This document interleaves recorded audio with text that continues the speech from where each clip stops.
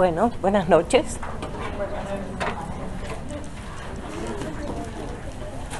Este libro es un profeta, ¿cómo se dice?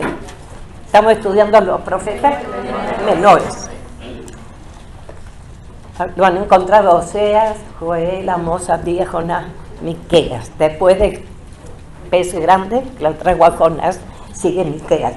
Este libro es completamente para esta época.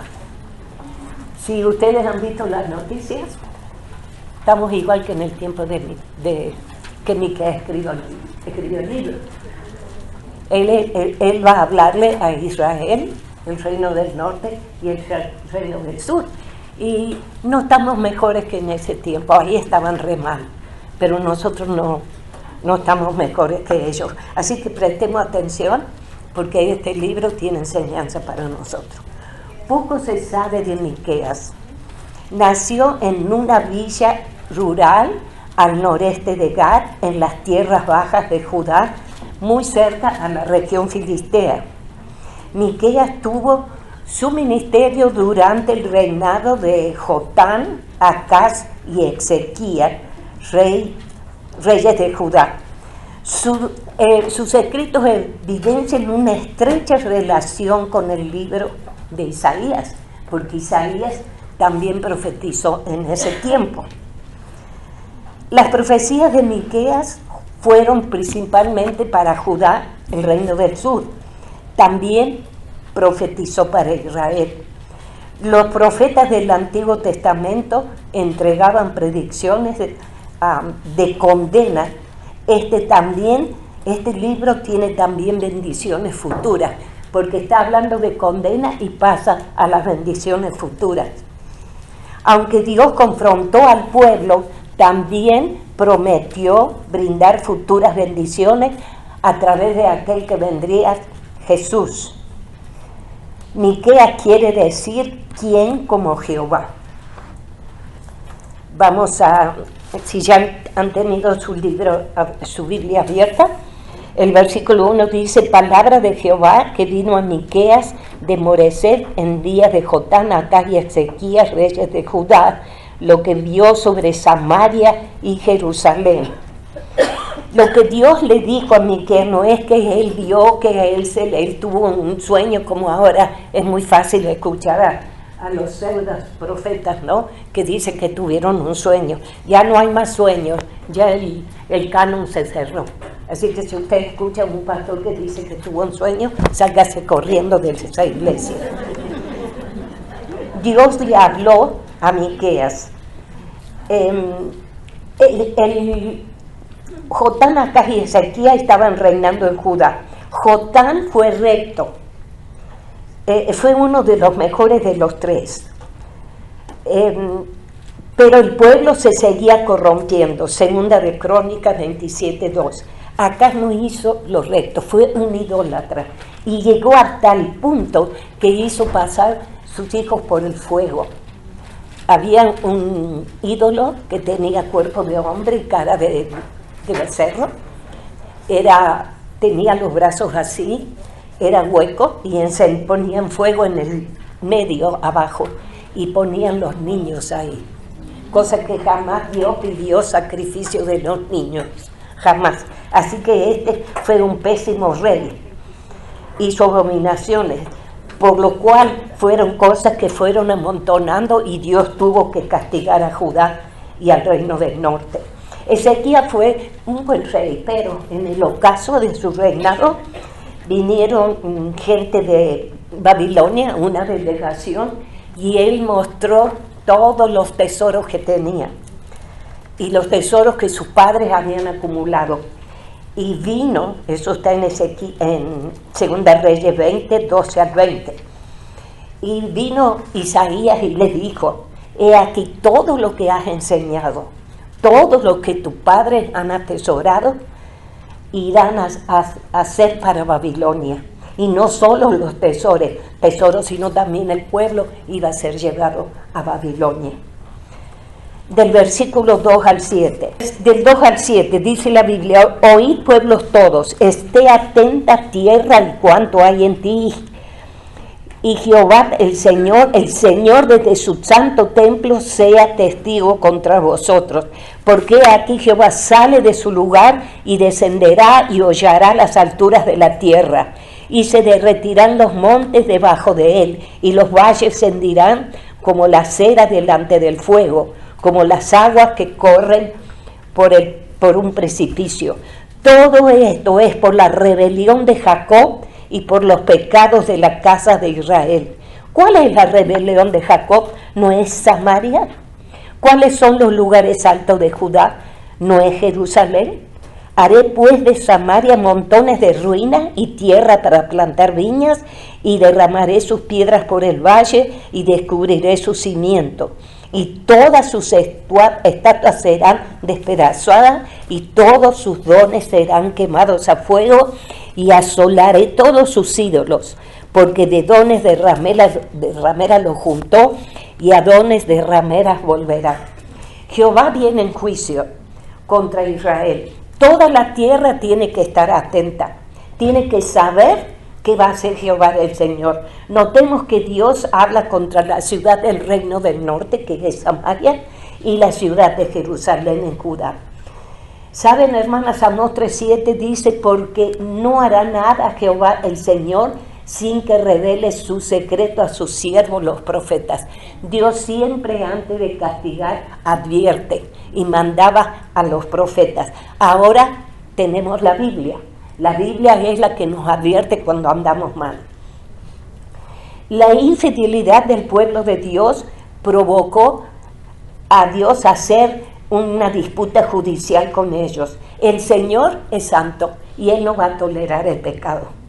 Si nosotros creemos que Dios tolera el pecado, estamos muy equivocadas. Dios sale de su lugar en juicio contra los pecadores. La dramática llegada de Dios a la tierra tiene una procesión de juicios. Jacob se utiliza para referirse al reino del norte de Israel. Los pecados, como dije, estaban concentrados en Samaria, y en Judá los pecados más estaban concentrados en Jerusalén. Debido a los pecados de Samaria, Dios declara que hará de Samaria un montón de ruinas. Saben, hermanas, que actualmente Samaria es un montón de ruinas, no solo en las cumbres, sino también en los campos de abajo. Las expediciones arqueológicas han descubierto ruinas del palacio de Omri y Acab. Este es el padre y el hijo, uno de los peores reyes que tuvo el reino del norte.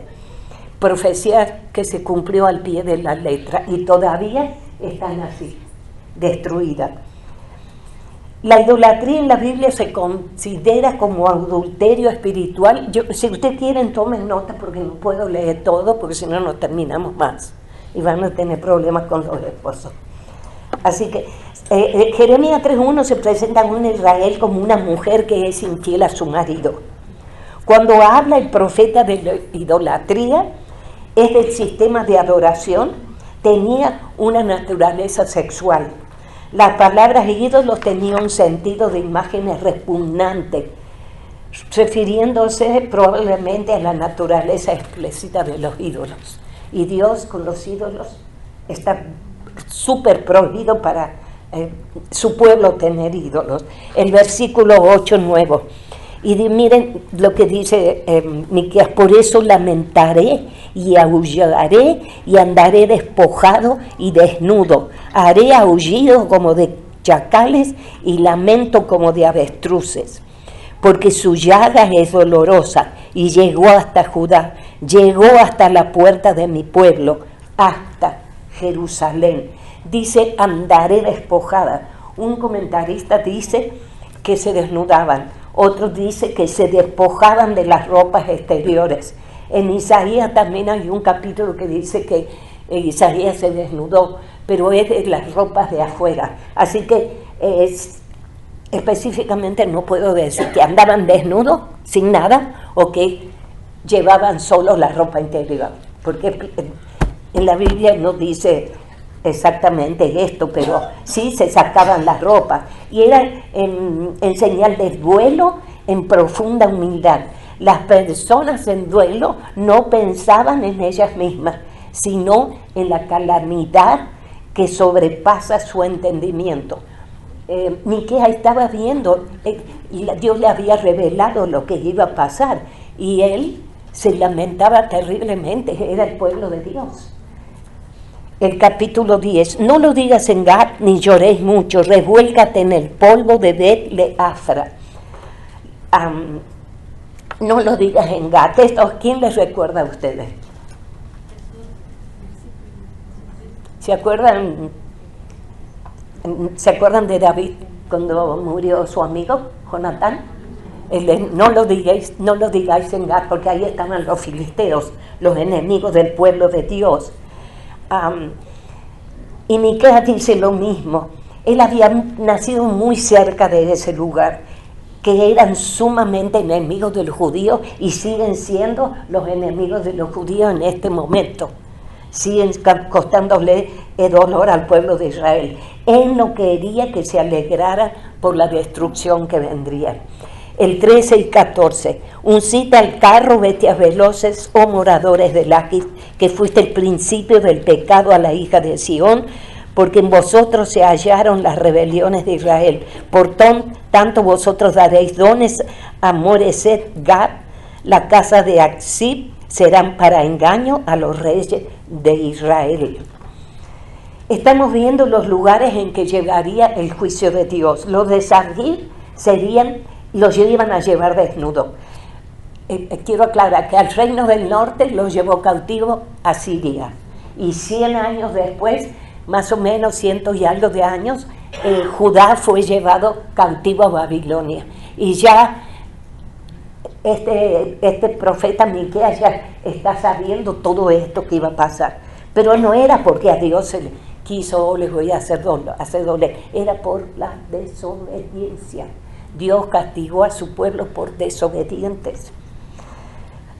Sanán estaban aterrorizados. Marot, que quiere decir amargura, enfermarían por el temor.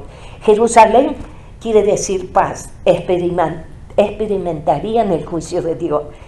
Lo tremendo de Jerusalén, que a veces cuando nosotros leemos la historia, claro, se hace hincapié mucho en el templo y en las murallas, pero Jerusalén quedó todo destruido. No fueron solo el templo y las murallas, todos los edificios quedaron destruidos. Iban a experimentar el juicio de Dios. El 15 y el 16. Aún os traeré nuevo poseedor, oh moradores de Maresa, la flor de Israel hurará hasta Dulán. Ráete y trasquílate por los hijos de tu delicia, hazte calvo como águila, porque en cautiverio se fueron de ti. Dicen que puede ser posible que esto poseedor de la flor de Israel podría ser la familia real que tendría que huir, porque ellos también tendrían que huir y esconderse, y algunos los mataron. Trasquilarse y hacerse calvo era el último signo de duelo, era lo más grande que podían hacer. Los sacerdotes del templo tenían prohibido de trasquilarse, pero dice que en un caso de tremenda crisis sí se les permitía trasquilarse. Y era, como dije, aceptada como una lamentación profunda. Y eso es lo que Miqueas le está diciendo. Prepárense porque el juicio viene. Capítulo 2. Ay de los que oprimen a los pobres. Ahora vamos a ver por qué venía el juicio. El versículo 1 al 3 dice: ay de los que en su cama piensan iniquidad y maquinan el mal, y cuando llega la mañana lo ejecutan, porque tienen en sus manos el poder. Codician las heredades y las roban, y casas y las toman, oprime al hombre y a su casa, al hombre y a su heredad.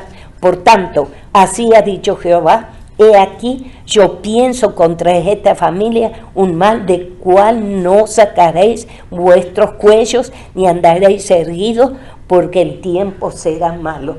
Y cada vez que llegaba a este versículo, y nosotros que somos yo soy de Sudamérica, pero Centro y Sudamérica ha habido déspotas en el gobierno que han hecho todas esas estas cosas y siguen. Y a esos les espera un gran juicio de parte de Dios. Piensan iniquidad, codician. Los profetas incluyen esta advertencia de juicio contra los malos, los que codician, los avaros, los poderosos, los que quejutan estas cosas, roban, oprimen, toman campos. Dios recompensará a estos opresores según lo que ellos hacen. Está preparado un yugo para sus cuellos. Iban a ser deportados, iban a tener que sufrir el castigo de Dios. Y a veces cuando miro las noticias me da mucha dolor por un país que están sufriendo, están escapando, y yo digo, pero Dios va a hacer juicio. No me acuerdo el nombre, ahora no quiero dar nombre, Venezuela, pero no quiero dar nombre, pero ya lo di. Okay. Es espantoso, porque él dice, oh, todo está bien. Y estaba mirando que para comprar 1 kilo de tomate necesitan 2 pilas así de dinero. Es terrible. A ese sí que le espera y al que salió,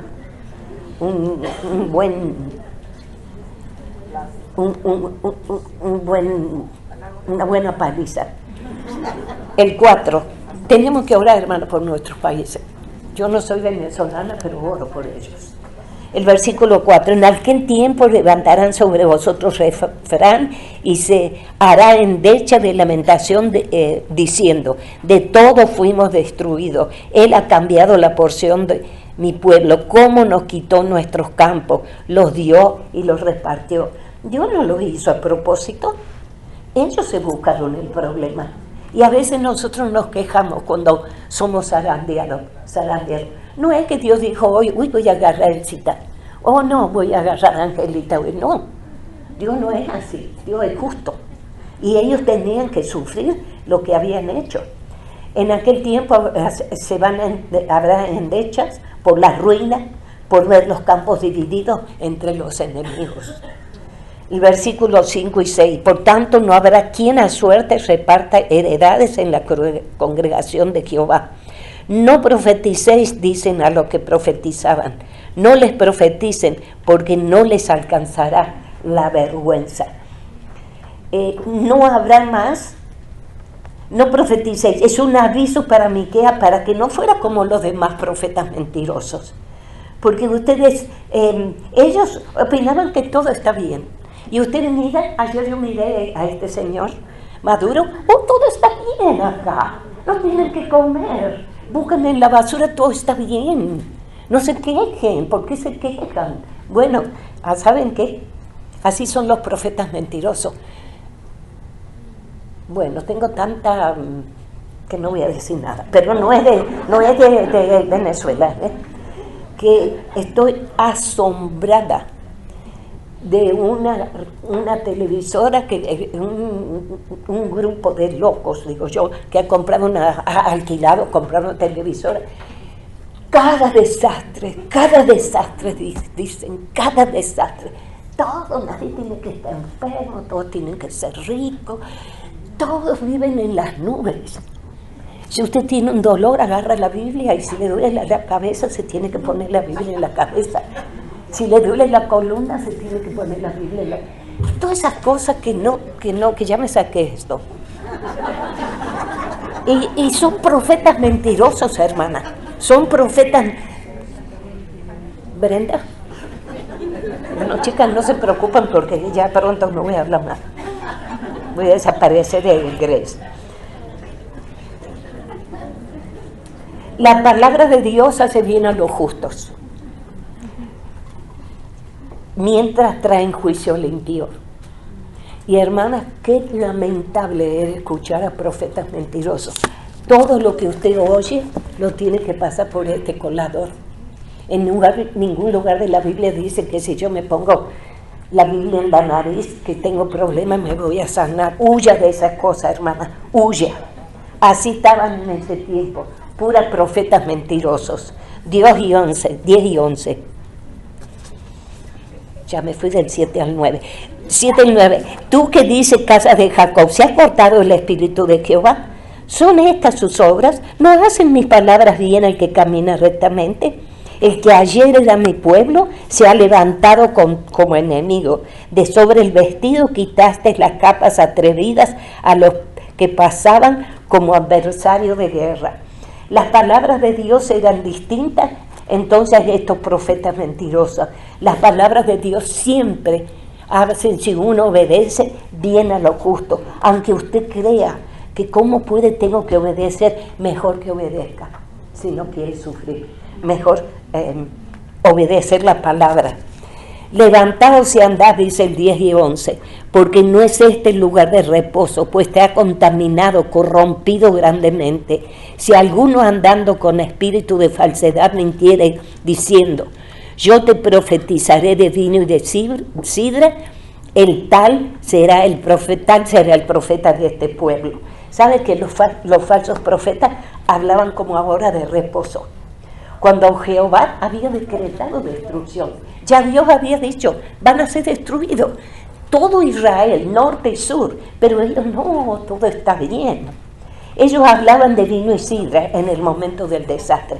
También dicen comentaristas que es probable que estos falsos profetas estaban dispuestos a profetizar buenas palabras a cambio de vino y sidra. Y yo la verdad que lo creo, porque dicen cualquier cosa con tal que el dinero venga a mi bolsillo, ¿no? Y yo viva como rey. Así que me voy a hacer una profeta de esa. Ok, 12 y 13. De cierto te juntaré todo, oh Jacob. Recogeré ciertamente el resto de Israel. Lo reuniré como oveja de borsa, como rebaño en medio de su aprisco. Harán estruendo por la multitud de hombres. Subirá el que abre camino delante de ellos. Abrirán camino y pasarán la puerta y saldrán por ella, y su rey pasará delante de ellos y a la cabeza de Jehová. Acá en estos dos últimos versículos hay una nota de esperanza. Ha cambiado el lenguaje. El Mesías va a abrir camino, quitará todo obstáculo en el futuro que pudiera impedir el regreso del remanente de judíos en la segunda venida del Señor, en la segunda. El arrebatamiento no es la segunda venida, porque en el arrebatamiento Él no toca la tierra. La segunda venida es para el tiempo del fin, cuando ya quieran destruir a Israel y el Señor va a bajar. Y se va a secar el río Éufrates para que pase el pueblo y vuelva un remanente, para que vuelva a la tierra prometida. Por eso a veces es difícil los profetas, porque están dando condena y después nos topamos con estos versículos. Y decimos, ¿y esto qué es? Se está diciendo una cosa y así cambia, pero así le está indicando Dios que lo haga. Y tenemos que, si no entendemos, tenemos que investigar, buscar a preguntarle al pastor un comentario bíblico. Ahora viene el capítulo 3 y él se acusa a los dirigentes de Israel. Versículo 1, dije, oíd ahora, príncipe de Jacob y jefes de la casa de Israel, ¿no concierne a vosotros saber lo que es justo? Ni que ahora llama a los gobernantes de ambas naciones a hacer lo que es justo. Se esperaba que los jefes del pueblo de Dios realzaran la justicia. La justicia era uno de los conceptos clave de la ley. Deuteronomio 10 y 13, si quieren anotar, y Deuteronomio 32, 4. Pero ellos corrompieron la justicia, usaban su autoridad para destruir la justicia. Y Dios es un Dios que justo, y a Él le molesta la injusticia como nos tiene que molestar a nosotros. Eso lo vemos a cada momento.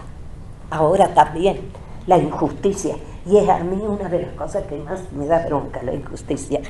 2 y 3. Vosotros que aborrecéis lo bueno y amáis lo malo, que le quitáis su piel y su carne sobre los huesos, que coméis así mismo la carne de mi pueblo, y la desolláis su piel de sobre ellos, y le quebrantáis los huesos, y los rompéis como para el caldero, como carne de olla. ¿Saben? Dios dice, cuando caiga el juicio, no, esperen, hermano, que aquí me equivoqué.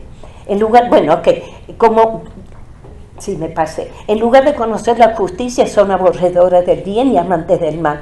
Ellos trataban a los pobres como los caníbales tratan a los enemigos. ¿Qué hacían? No sé si todavía hay caníbales, pero ¿qué hacían los caníbales? Los comían. Y así, esto es lo que hacían la gente. El pueblo de Dios se aprovechaba de la gente humilde, del que no tenía poder, que no tenía fuerza. El versículo 4, entonces clamaréis a Jehová y no responderé. Antes esconderé de vosotros su rostro en aquel tiempo por cuanto hiciste malvadas obras. Dios dice, cuando caiga el juicio, yo no lo voy a responder. Yo no voy a responder. Voy a apartar mi rostro porque amaron el mal.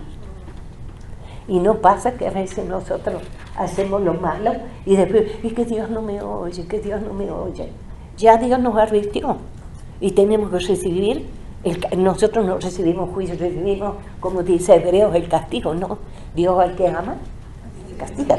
Y nosotros queremos que el castigo pase de alto, por alto, pero no pasa por alto. Tenemos que ser así como castigamos a nuestros niños. 5, 6 y 7.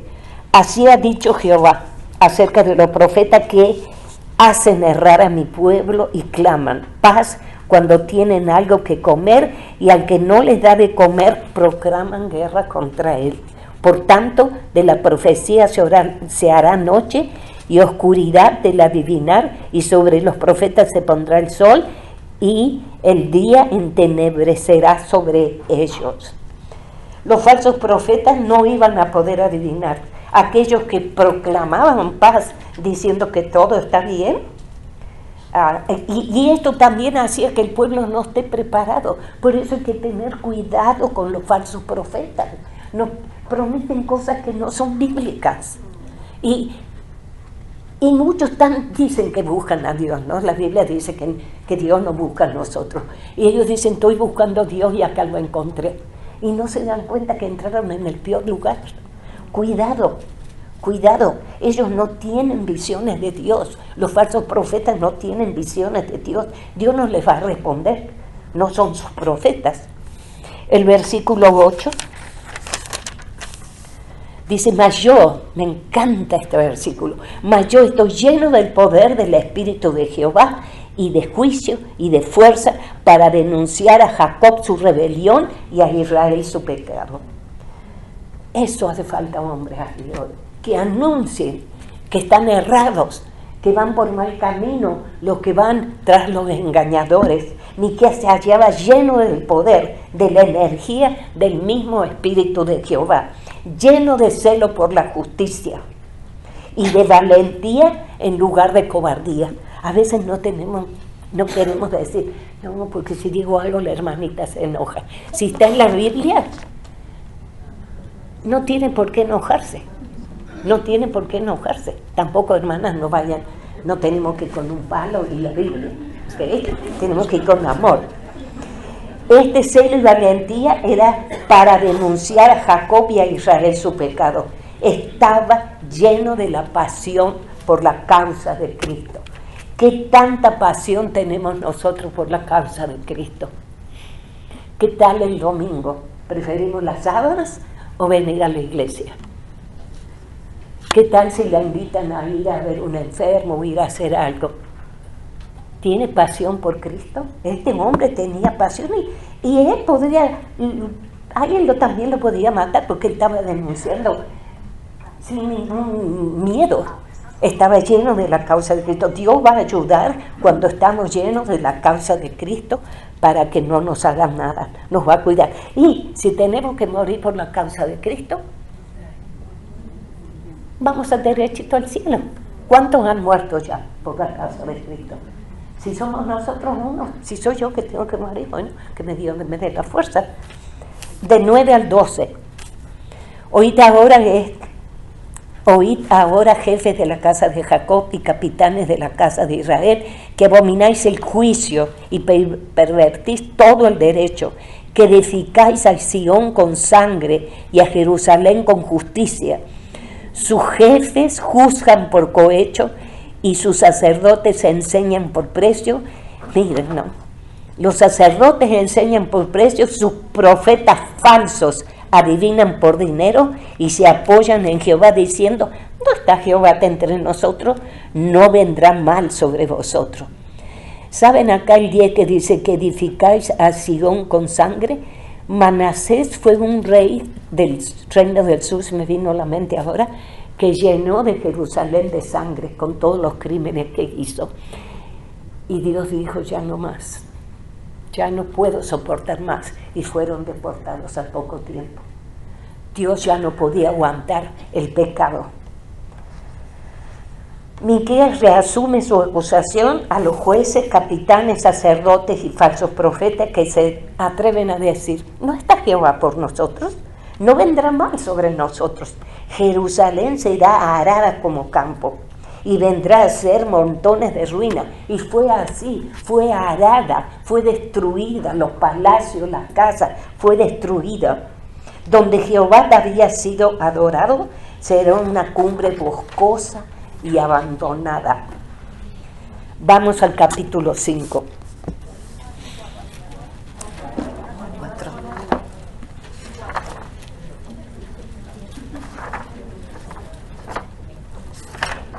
Sí. Ya me parece que ya termina antes, hermana. Bueno, el 4, ahora viene, cambia el tema. Reinado universal de Jehová. Todavía no vino el castigo, pero el profeta va más adelante para dar ánimos a aquellos que confían en Jehová, porque dentro de todo hay un pueblo que sí que creía en Dios y cumplía lo que Dios decía. Del 1 al 5. Acontecerá en los postreros tiempos que el monte de la casa de Jehová será establecido por cabecera de montes y más alto que los collados, y correrán a él los pueblos. Vendrán muchas naciones y dirán, venid y subamos al monte de Jehová y a la casa del Dios de Jacob, y nos enseñará en sus caminos y andaremos por sus veredas, porque de Sión saldrá la ley y de Jerusalén la palabra de Jehová. Y él juzgará entre muchos pueblos y corregirá naciones poderosas hasta muy lejos. Martillarán sus espadas para asadones y sus lanzas para hoces. No alzará espada nación contra nación, ni se ensayarán más para la guerra. Y se sentará cada uno debajo de su vid y debajo de su higuera. No habrá quien los almendre, porque la boca de Jehová de los ejércitos lo ha hablado. Aunque todos los pueblos andan cada uno en su nombre, en nombre de su Dios, nosotros con todo andaremos en el nombre de Jehová, nuestro Dios, eternamente, para siempre. En los postreros días, es una profecía para el fin de los tiempos. El monte de la casa de Jehová se trata del templo de Jerusalén. ¿Ahora hay templo en Jerusalén? No hay una muralla nomás, la muralla de los lamentos. Y aquí está hablando para cuando empieza el milenio. El monte de la casa de Jehová será exaltada y todas las naciones correrán hacia él, porque allí estará Dios. Todas las naciones van a correr para aprender del Mesías. Los que no sean israelitas van a venir a la verdadera fe, y el Mesías hablará a todos. Andaremos, a diferencia de la generación de Miqueas, que desconocía la justicia del pueblo, el pueblo del reino venidero será obediente a Dios. Por eso vimos, cambió el tema, salimos de los juicios y entramos en algo que todavía no ha pasado, y que yo creo que pronto viene el Señor. Pronto va a haber el arrebatamiento. Pasan 7 años y va a comenzar el milenio, después de grandes acontecimientos. Pero nosotros no tengan miedo, porque nosotros no vamos a estar en ninguna guerra. Nosotros vamos a estar con el Señor. A veces uno puede pensar, pero yo iré a estar en la guerra de la magia. No, va a ser contra los enemigos de Israel. Él va a juzgar y corregir. Las armas de guerra no van a existir. Ahora, ¿qué pasa? Cada uno quiere ser más que el otro. Que Irán, que el otro muchachito allá, ojos tirantes allá en Corea del Norte, que también India tiene armas de guerra. Yo no sé, acá sí, acá seguro que también habrá, no sé, no quiero ni pensar, pero ahora cada uno se quiere armar bien hasta los dientes, como decimos nosotros. Pero en ese tiempo, no más guerra.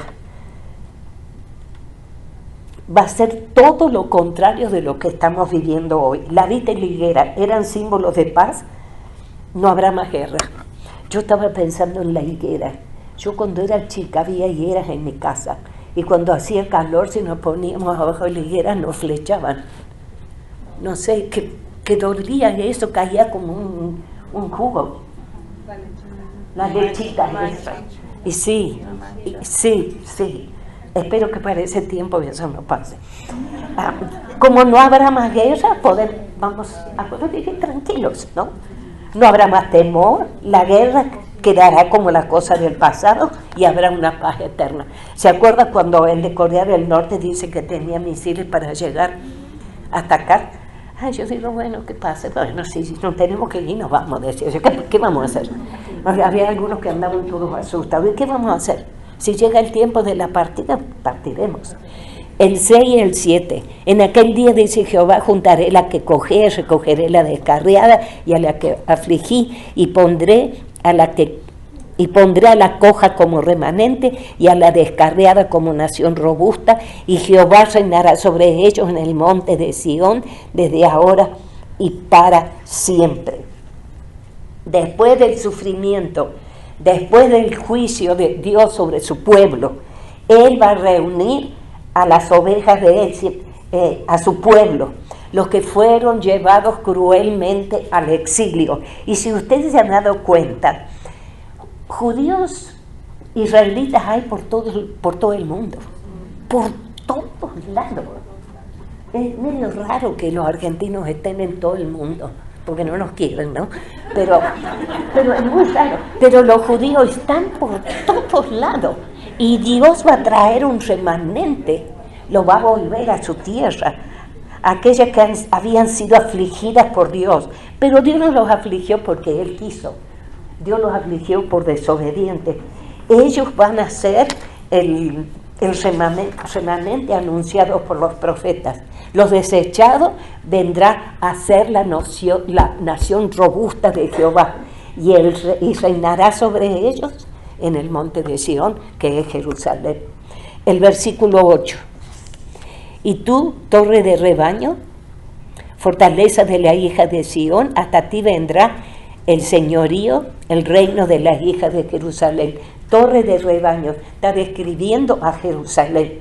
Una torre proporciona una posición ventajosa para proteger al rebaño. Desde una torre, porque está en alto, se puede ver bien.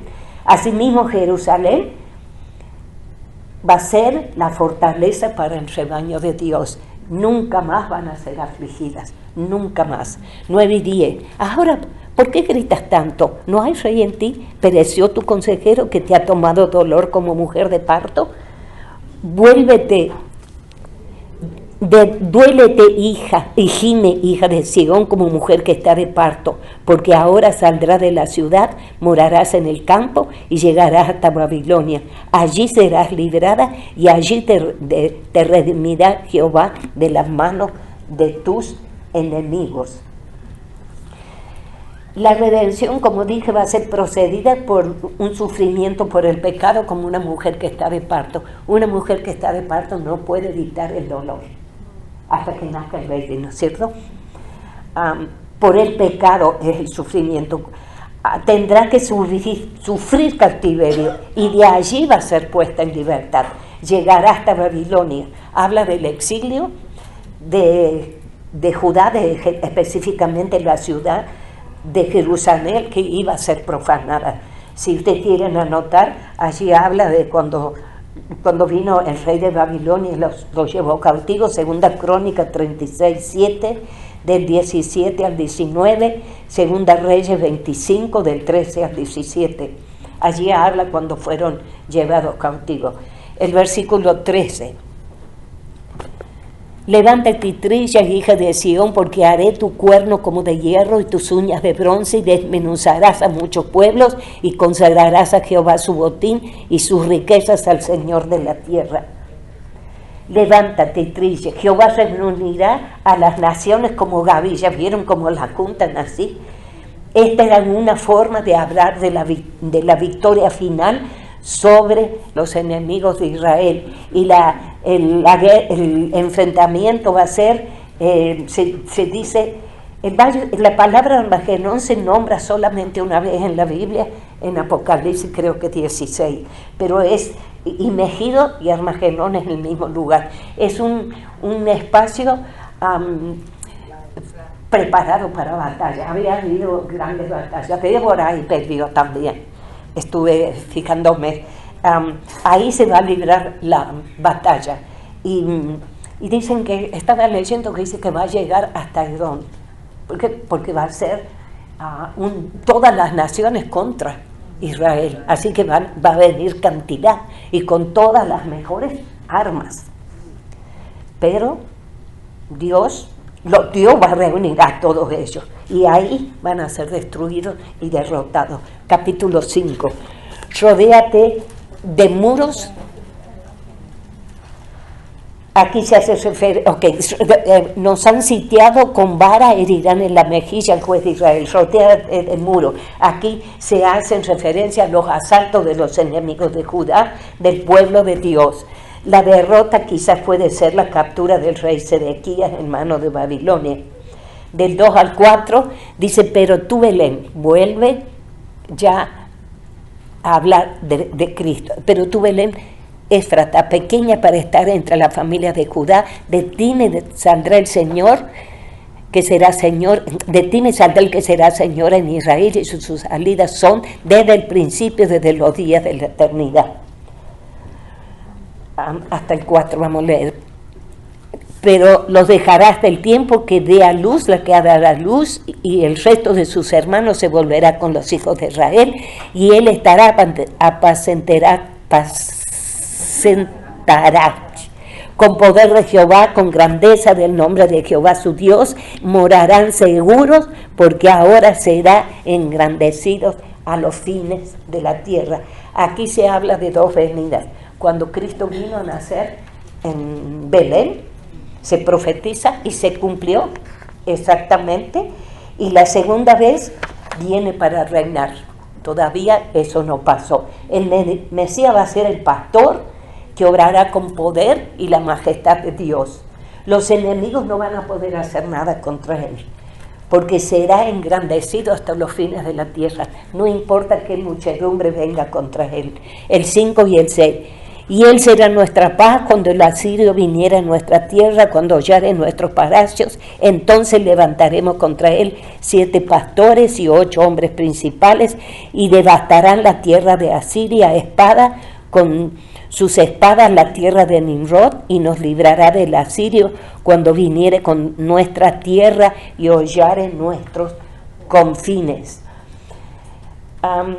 El versículo 6, cuando el asirio viniere, Asiria era el principal enemigo en el tiempo de Miqueas.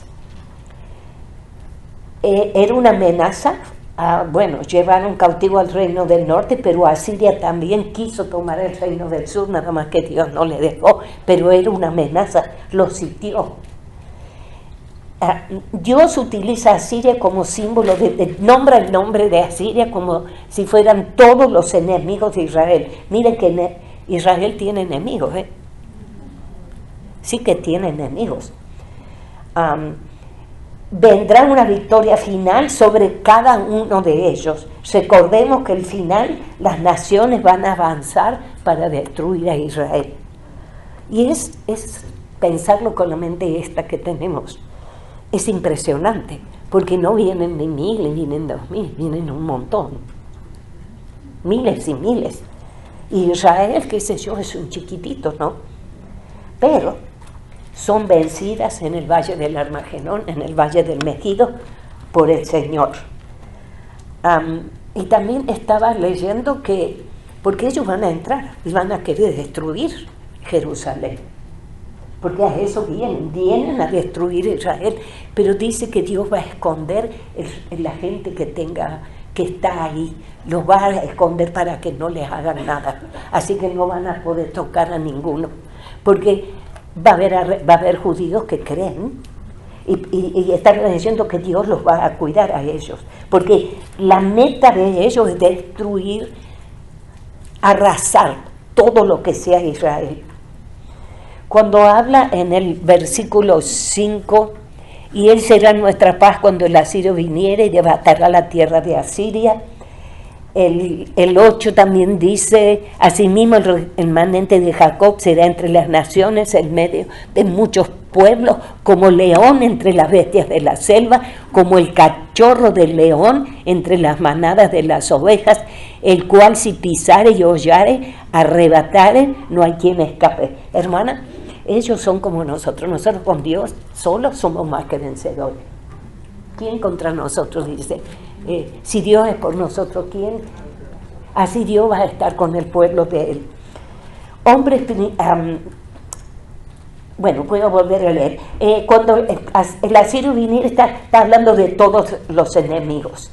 Va a haber una victoria final, son vencidos, y hombres principales, estos contrastan con los malos dirigentes del capítulo 3. Va a haber hombres principales con los falsos profetas, contrastan los capitanes, los jueces malos, los sacerdotes que llevaron a Judá a la ruina. Ya no va a haber esa clase de gente. El 7 y el 9, estos versículos hablan de las bendiciones de Dios sobre el remanente de Jacob. Los pecados del pueblo van a tener el juicio de Dios, pero Él no los va a olvidar para siempre.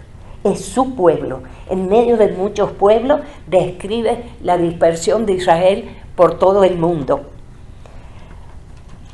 en el momento del juicio de Dios. El 7 describe al pueblo judío como rocío y las lluvias. Estos son las bendiciones a sus vecinos. El 8 describe al pueblo judío como un león.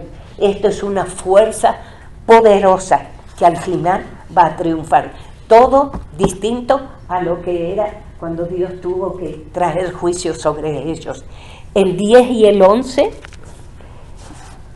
dice, acontecerá en aquel día, dice Jehová, que haré matar a tu caballo de en medio de ti, haré destruir tu carro, haré también destruir las ciudades de tu tierra y arruinaré tu fortaleza. Y vemos que acá vuelve a lo de antes, haré matar, destruir. Dios quería destruir toda la maldad de Israel. Ellos confiaban mucho en sus carros y en sus caballos. Era esa la tendencia de confiar en el poder militar antes que Dios. Y saben, a veces nosotros hacemos lo mismo. Yo puedo. Usted no puede nada. Sin Dios usted no puede nada. A veces decimos, oh, yo sí puedo. No, si Dios dice no, usted no puede. Entonces Dios tenía que sacar el orgullo militar de Israel, los tenía que destruir. De 12 al 15, en sí mismo destruir de tu mano las hechicerías, no se hallarán en ti agoreros, y haré destruir tus esculturas y tus imágenes en medio de ti, y nunca más te inclinarás a la obra de tus manos. Arrancaré tus imágenes de acera en medio de ti, y destruiré tus ciudades, y con ira y con furor haré venganza en las naciones que no obedecieron. La adivinación, la hechicería han sido condenadas por Dios. El segundo mandamiento, Éxodo 24, Él prohibió el uso de esculturas e imágenes. Y Dios dice que con ira y con furor me vengaré de las naciones que no obedecieron. ¿Se imaginan México con tanta virgencita de la Guadalupana? Eso, Dios aborrece eso. Todos los países nuestros tienen vírgenes y tienen santos. Dios aborrece la idolatría. 1 y 2, porque confían en la idolatría y no confían en Dios. Y Dios tiene que tener siempre el primer lugar. Aparte, Él lo dijo claro, no imagen, no escultura, y punto, a Dios no se le discute. Ahora no sé, chicas, ahora entro en 100 por hora. Oíd ahora lo que dice Jehová: levántate y contiende contra los montes, y oigan los collados tu voz. Oí montes y fuertes simientes de la tierra el pleito de Jehová, porque Jehová tiene pleito con su pueblo y altercará con Israel. Ahora vuelve. Salimos del milenio del Armagedón para volver al tiempo que Él está haciendo el juicio. El juez llama al pueblo acusado que contienda su pleito. Los montes y los collados eran testigos del pacto que Dios hizo con su pueblo. Anoten Deuteronomio 4, 25 y 26, que si desobedecían iban a ser castigados. El 3, dice Dios, que yo creo que ahora no voy a... Usted fíjense, porque me parece que no voy a leer todo. ¿Qué te he hecho?, dice Dios. Él es completamente inocente del mal comportamiento de su pueblo. Él le dio leyes, le dio instrucción de cómo tenían que vivir. Es completamente inocente del juicio que iba a venir sobre ellos. Dios resume, ahora del 4 y 5, resume sus bendiciones a Israel, incluyendo su obra de salvación al traer al pueblo desde Egipto, y también de los males de Balac y Balaam habían empleados contra ellos cuando ellos ya estaban por entrar a la tierra prometida. ¿Qué pide Dios? ¿Qué pide Dios? Vamos a leer, ya terminamos, hermano. ¿Con qué me presentaré ante Dios? Y adoraré al Dios Altísimo. Me presentaré ante Él con holocausto, con becerros de un año. Si agradara a Jehová de millares de carneros o de 10,000 de arroyos de aceite, daré mi primogénito por mi rebelión, el fruto de mis entrañas por el pecado de mi alma. Me presentaré ante Dios. Significa acercarse a Dios con real adoración. Ellos tenían que venir con un becerro de un año, ¿se acuerdan? Sin tacha. Eso estaba proscrito en la ley, Levítico 1, 3, 9, 3. El versículo 7 va en contra de la idea que Dios no está satisfecho si uno no sacrifica un hijo, cosa que ellos habían hecho. Eso era totalmente pecaminoso, ofrecer un hijo como sacrificio a Dios. Esto hacía la gente pagana. Segunda Reyes 3:27. Dios se agrada cuando hacemos lo que Él nos pide. De eso se agrada Dios. Dios no nos pide sacrificio, nos pide obediencia a su palabra. Claro que a veces uno que habla siempre mentiras es un sacrificio no mentir, ¿no? Pero si Dios dice no mentir, bueno, no hay que mentir. ¿Qué les parece? El versículo 8, hombre, Él te ha declarado lo que, Él te ha declarado lo que es bueno. ¿Y qué pide de ti? Solamente hacer justicia. Miren lo que pide: hacer justicia, amar misericordia y humillarte ante tu Dios. Este versículo habla de la correcta actitud que debe acompañar toda adoración. La mayor parte del pueblo, porque no podemos decir todos, la mayor parte del pueblo, porque Miqueas no había violado estas leyes, violó cada una de estas tres normas. Los gobernantes no conocían la justicia. Segundo, no tenían interés en la misericordia y no demostraban humildad ante Dios. No hacían estas cosas. Solamente vivir piadosamente delante de Dios podemos tener estas tres virtudes. O sea, 6:6 dice: porque misericordia quiero y no sacrificio, conocimiento de Dios más que holocausto. ¿Qué vale sacrificar un montón de animales y no hacer nada de lo que Dios dice? En el versículo 9, Dios advierte del castigo. Debían escuchar, debían estar atentos. Nada más que nosotros, cuando nos dicen algo que es para nosotros, decimos: no, es para esta. No, es para mí. Es para mí. Del 10 al 15, porque quiero entrar rápido al 7 para terminar. El pueblo de Judá engañaba con medidas falsas. Me acuerdo cuando el lechero le echaba leche a donde nosotros comprábamos. Agua, le echaban leche a la leche. Okay. Sí, metían bastante agua, ¿no? Y ganaban dinero. Eso ya ahora creo que no pasa más, no sé. Tales prácticas eran abusivas. Ya el reino del norte había sido llevado y ellos tenían que escuchar. Dios advertía por medio de los profetas, Dios advierte por medio de la Biblia, Dios advierte por medio de los maestros de la Biblia. En Jerusalén tenían el templo, pero no venía de la verdadera actitud bíblica y la práctica de piedad.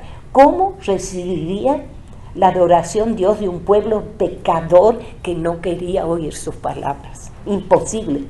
La historia espiritual del reino del norte tuvo su nivel más bajo durante el gobierno de Omri y Acab.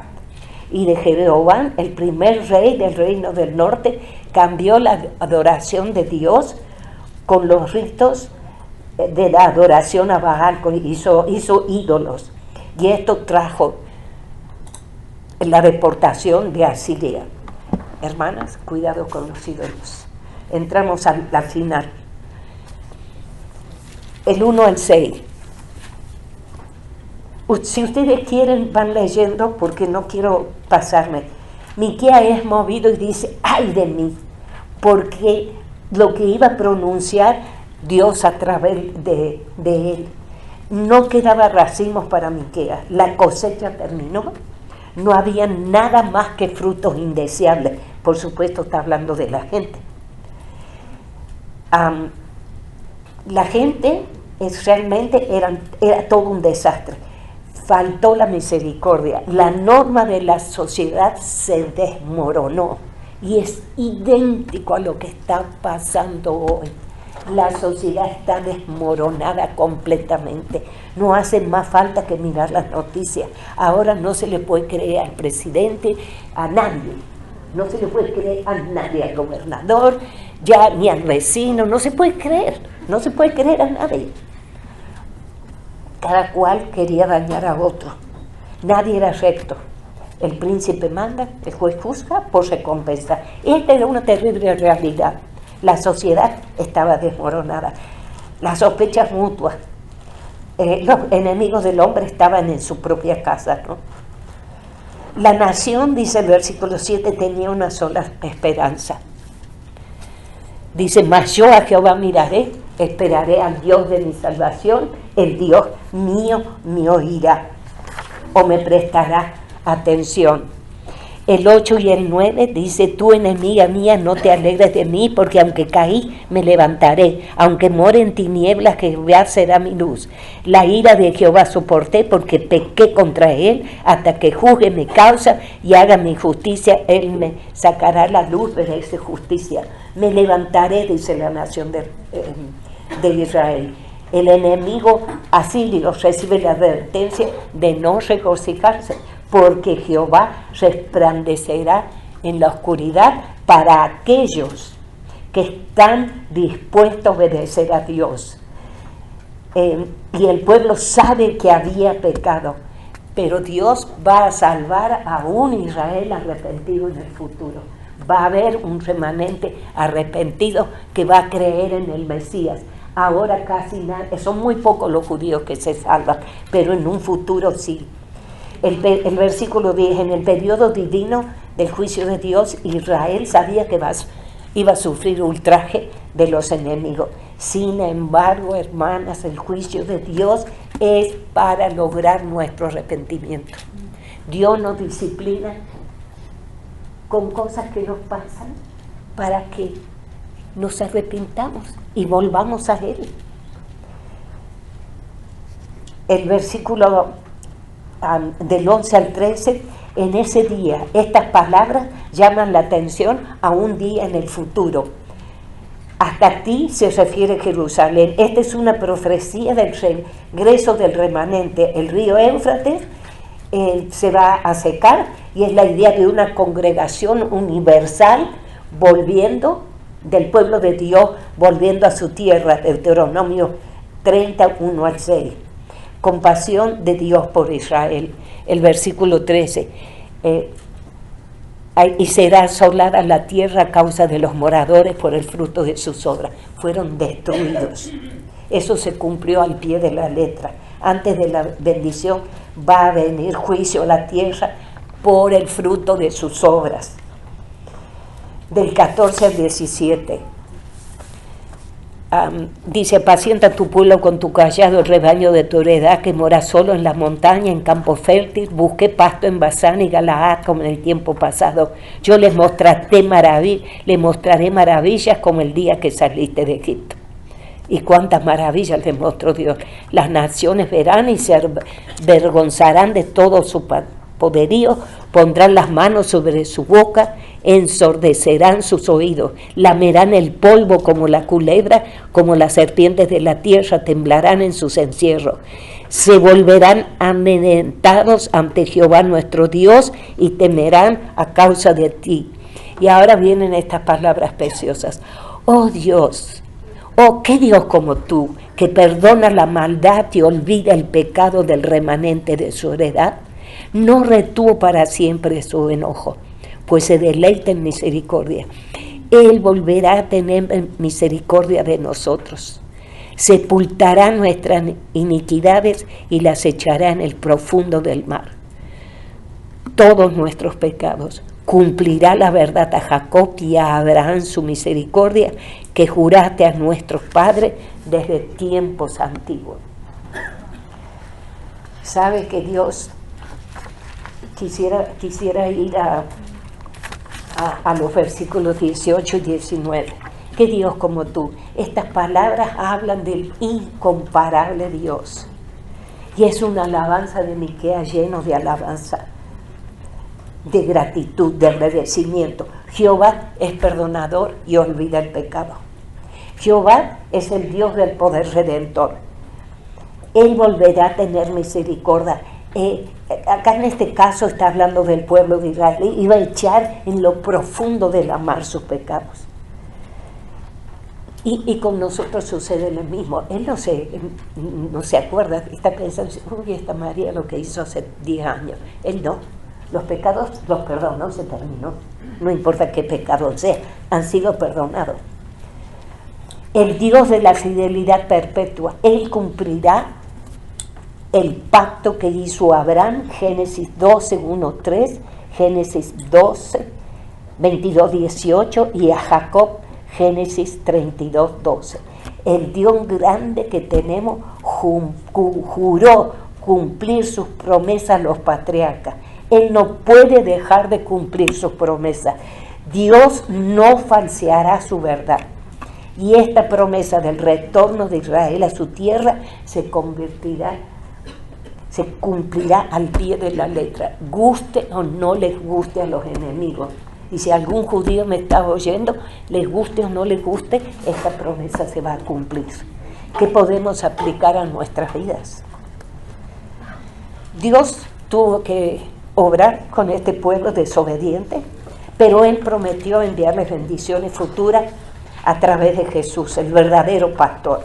Y también nosotras somos confrontadas en este libro. La infidelidad del pueblo de Dios primero, la rebelión, fueron infieles, se fueron tras los ídolos, eso trajo la ira a Dios sobre ellos. Hermanas, somos infieles y rebeldes cuando vamos tras los ídolos. Y quizás no sea una imagen, quizás no sea, qué sé yo, una estampita, como en la Argentina tenían una estampita con la Virgen, quizás no sea eso, pero hay otros ídolos. Hay otros ídolos. ¿Qué es un ídolo para usted? ¿Sabe qué es lo que más tiempo le lleva en la mente? Amor al dinero. Dinero. ¿Saben, hermanas? Amargura, descontento, si está todo el día, ay, que no ve esto, ay, que estoy no me gusta mi cara, ay, que eso es un ídolo. ¿Saben, hermana?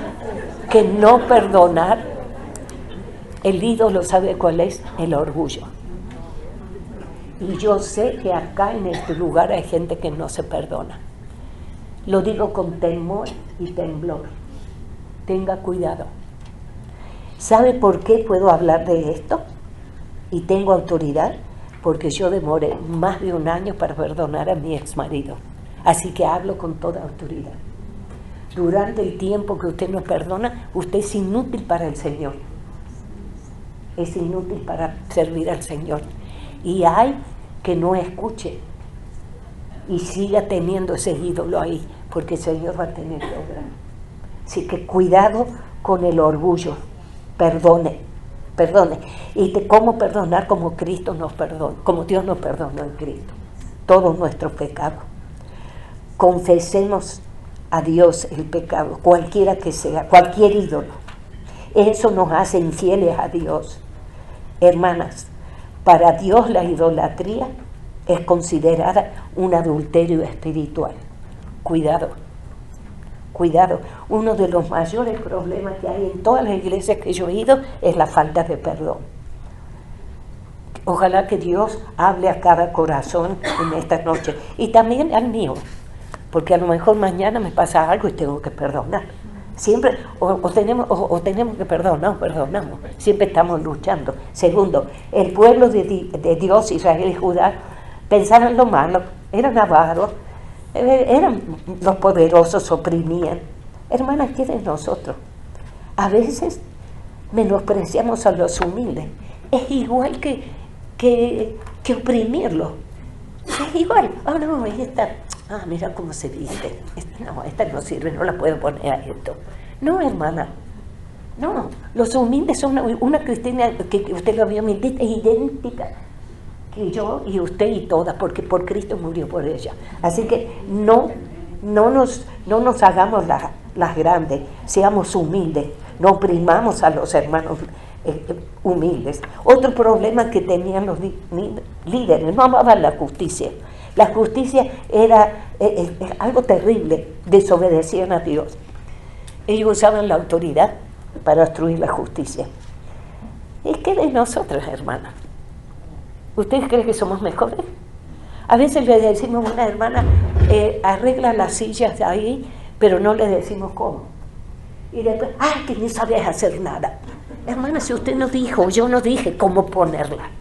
Y la pobrecita va así toda llorando porque no hizo. No seamos injustas.